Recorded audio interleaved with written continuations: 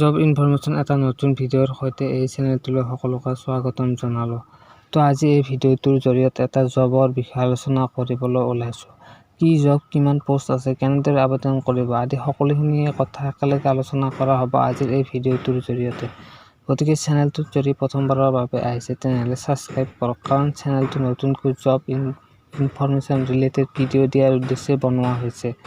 গতিকে চেনেলটো ছাবস্ক্ৰাইব কৰি আগুৱাই যোৱাত সহায় কৰে যেন। তো যিটো বিভাগৰ পৰা পদ খোল খাইছে সেই বিভাগটো হৈছে east India school, Biswanath Chariali. আবেদন কৰা শেষ দিনটো হৈছে 1 মে 2024।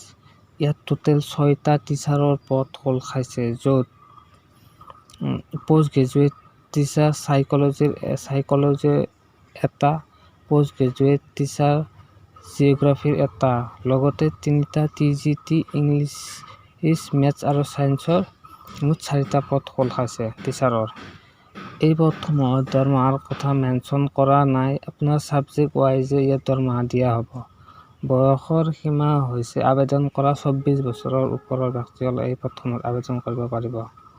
শিক্ষাগত অৰ্হতাৰ কথা ক'বলৈ গ'লে পোষ্ট গ্ৰেজুৱেট টিচাৰটোৰ পদটোৰ বাবে আপোনাক মিনিমাম মাষ্টাৰ ডিগ্ৰী কৰা হ'ব লাগিব BEdৰ সৈতে, লগতে TGT টিচাৰটোৰ বাবে বেচেলাৰ ডিগ্ৰী কৰা হ'ব লাগিব BEdৰ সৈতে। তো এই পদসমূহত আবেদন কৰিবলৈ হ'লে আপুনি কোনো ধৰণৰ এপ্লিকেশ্যন ফিজ দিয়াৰ প্ৰয়োজন নাই।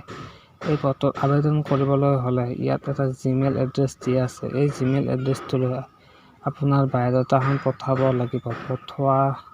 পঠাই কিনে আপুনি আবেদন কৰিব পাৰিব।